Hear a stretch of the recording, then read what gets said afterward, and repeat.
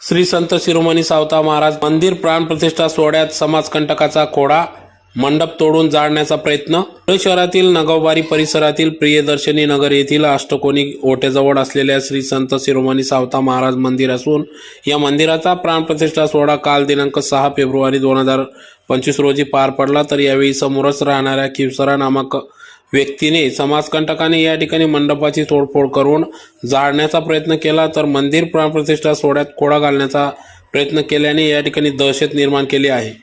या संदर्भात पश्चिम पोलीस ठाण्यात गुन्हा दाखल होण्याचे काम उशिरापर्यंत सुरू होते। तर संबंधित खिवसरा याच्यावर गुन्हा दाखल करून कठोरात कठोर कारवाई करावी अशी मागणी स्थानिक नागरिकांच्या वतीने करण्यात आली। तर सदर घटनेची माहिती मिळताच येथील नगरसेवक, कार्यतत्पर नगरसेवक ललित माळी, जगताप कुटे नगरसेवक घटनास्थळी दाखल झाले होते। तर कारवाईची SP कडे निवेदनातून मागणी करण्यात आली आहे।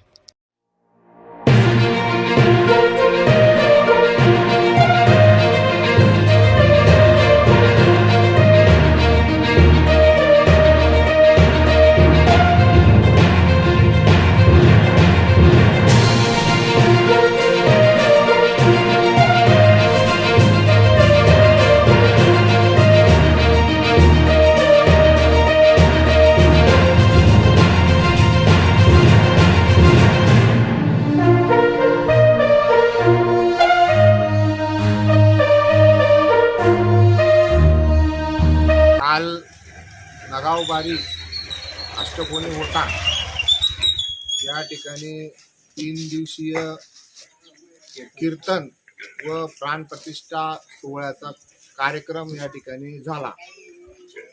हा कार्यक्रम सुरुवातीपासूनच या ठिकाणी काही समाजकंटकांना या कार्यक्रमाचा खरं तर कार्यक्रम होऊ नये असा त्यांचा कट होता। देवाला न मानणाऱ्या काही लोकांनी या ठिकाणी अडचण आणण्यासाठी 3 दिवसापासून खूप प्रयत्न केला। 3 दिवस कीर्तन चालू होतं आणि काल परवा होम हवन होऊन काल पांडुरंगाची, विठ्ठल रुक्मिणीची या ठिकाणी प्राणप्रतिष्ठा झाली। संत सावता महाराजांची प्राणप्रतिष्ठा झाली।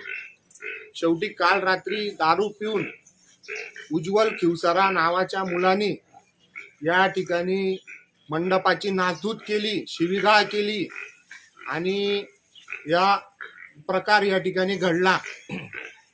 पोलीस अधीक्षक यांना आमची विनंती आहे की सदर व्यक्तीचे सर्व कॉल डिटेल्स तुम्ही बघा आणि या सर्व संदर्भामध्ये चौकशी करा।